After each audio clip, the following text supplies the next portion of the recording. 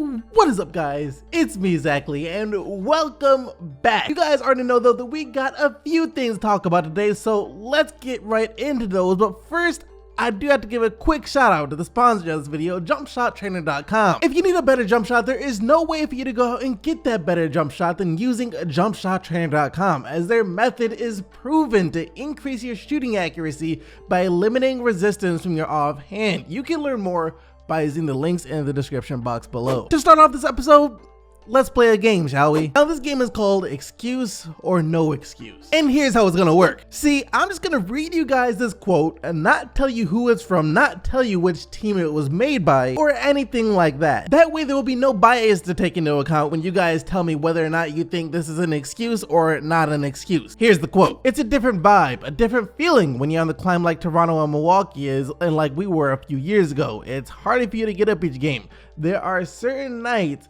where you can just feel it. You just don't have the energy. It's not an excuse, it's just reality. So you guys heard the quote, and now I need you guys to take the time and let me know whether or not you think this is an excuse, and also who you think it was that said this down in the comment section below. You have 7 seconds. 7, 6, 5, 4, not 3. Not 2, 1. Time's up. All right, so I'm sure a lot of you guys could probably guess where at least this quote came from. Maybe not exactly who said it, but you know it was a member of a certain team. And of course, that team was the Golden State Warriors. And the person who said this was Steve Kerr, as this is what Steve Kerr said right after the Warriors got blown out at home by the Toronto Raptors, who didn't even have Kawhi Leonard, their head coach, or Jonas Valanciunas for the second half. So after the game, when Steve Kerr was giving his explanation for what he think went wrong for this game, he pretty much said that the Warriors have been at the top for so long that it's really hard to kind of get motivated to play in a regular season game and bring that top level energy that you're going to need when playing against a team like the Toronto Raptors. Pretty much that was just a nicer way of Steve Kerr saying this. Look, it's a regular season game in December. We're the Golden State Warriors. You really think we were about to go all out for this game? It's not an excuse, we just didn't care. We can all agree that that's pretty much what he said. He just said it in a very nice and politically correct way. However, when that message hit me, when I heard him say that for the first time, I'm not gonna lie, it definitely made me feel some type of way. It made me upset for a second. And then I realized the reason I felt so offended by what Steve Kerr said was because deep down I knew the man was right. It's not an excuse. And then I got angry at myself for thinking about how happy I was after the Toronto Raptors won that game, because after the Raptors won that game, I was hyping myself up like, yo, there might actually be some teams out here that'll be able to stop Golden State from three-peating. That will be phenomenal. No offense, Golden State. I ain't got nothing against you personally. It's just regular fans of any other team besides Golden State Warriors, of course, don't want to see the same team winning all of the time. You get it. That's just how things work. Anyways, after seeing how the Raptors beat the Warriors this time, while the Warriors had Curry this time in Golden State without Kawhi Leonard by 20 points, for a second, I was like, this could be the year. It's possible. It's dang near the same feeling I had after the Rockets beat the Warriors in Game 5 of the Western Conference Finals.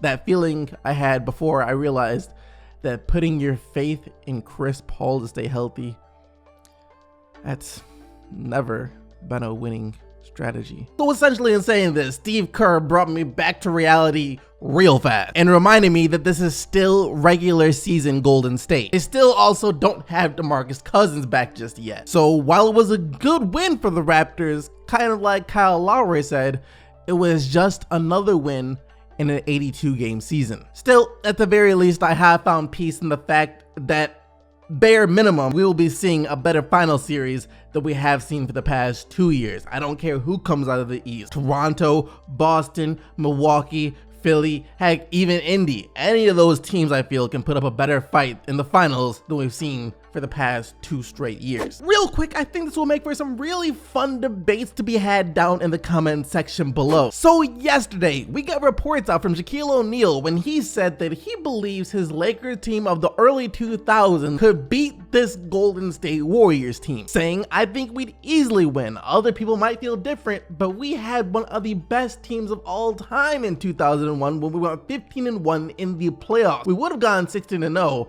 but AI went off on us and stepped over Ty Lue. First off, Why'd you have to do Ty Lue like that, Shaq? You know that was unnecessary. You could have left that part out. You could have just said AI went off on us and left out the part about Ty Lue. But you just had to remind everyone of the embarrassment that Tyronn Lue suffered in the NBA Finals. Anyways, after Shaq said that, it's only natural that Stephen Curry was asked for his opinion on what Shaq said, and he definitely disagreed. He said that the Warriors would easily be able to beat the Lakers. Oh, he's dead wrong. Of course, we beat them. We can go back and forth all day. Now, if I really had to pick between the Warriors and the Lakers, which team I think would win, the Shaq and Kobe team or this KD and Curry team, it would be a really tough decision, let me tell you that. But I think I'd feel more comfortable saying that the Los Angeles Lakers with Shaq and Kobe would get the win, and here's why. The Houston Rockets took the Golden State Warriors to 7 games last year. That's the only reason I put my money on LA. Because if Chris Paul and James Harden can take Golden State to 7 games, I don't doubt the fact that 2 top 10 players in NBA history in Shaq and Kobe would at the very least be able to do the same thing. Those LeBron James wanting Carmelo Anthony on the Lakers rumors didn't last too long, did they? Those were here today and gone tomorrow, never to be heard from again. The Lakers are burying them at the bottom of the ocean. They're burning them. They do not want to be associated with anything Carmelo Anthony related. That's at least what it would seem like. As pretty much the day after we got those reports about LeBron James supposedly wanting Carmelo Anthony in LA, the Lakers let it be known that they're instead looking at Trevor Ariza for another player to help with their wing situation. And since then, we've been getting numerous reports saying that it's a done deal, yada, yada, yada. We just have to wait until December 15th when Trevor Ariza can officially be traded. But apparently that might not be true. The deal might not be so done, as we just got reports this morning saying the Los Angeles Lakers are also looking at a couple more options to help out on the wing. The Lakers are looking into players such as Wayne Ellington and Terrence Ross, once again according to reports. AKA though, the Lakers is looking for any wing players that can shoot. I do have to say though, that Terrence Ross might not be that bad of a move for this Lakers team, or really any team in the league that could use a wing player that can shoot. He's been a player that no one's talked about so far this year, mainly because he's on the Orlando Magic, but so far the man's been having the best season of his career, averaging 14 points per game while shooting almost 40% from 3 as well as 45% from the field in the 25 minutes per game that he's getting off the bench. I can guarantee you that that man is playing extremely hard for that contract that he has coming up after this summer. That being said, he better not become one of those players that plays well leading up to their contract year, but then right after they get their contract, they go back to being trash, they stop trying. Phoenix fans of the Phoenix Suns who live in the Phoenix area, anyone that likes to regularly attend Phoenix Suns games,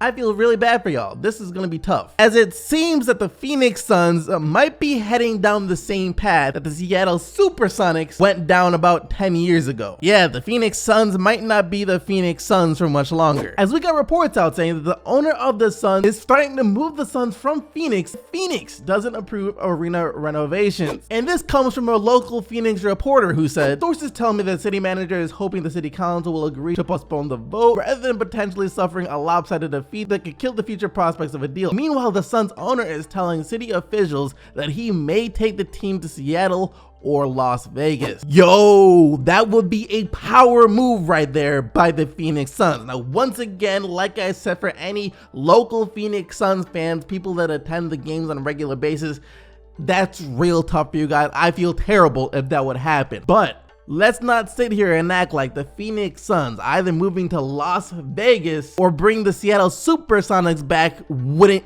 be massive, not only for the league itself, but for the organization as well, because both Las Vegas and Seattle would be a heck of a lot more tempting as free agency destinations than Phoenix. They'd be able to get some actual help for Devin Booker in free agency. On top of that, I know the NBA can already smell the money to be made by having a franchise in Las Vegas or back in Seattle again from galaxies away. Anyways, that is going to do it for everything that we had to talk about today. Hope you guys enjoyed the video, and if you did, then why not go ahead and smack that like button, share this video around, and also subscribe to the channel so you don't miss out on more videos every Monday, Tuesday, Wednesday, Thursday, and Friday. That being said, thank you once again for watching, guys. You guys already know that you are the real MVPs, but until tomorrow, I'm out of here. Peace!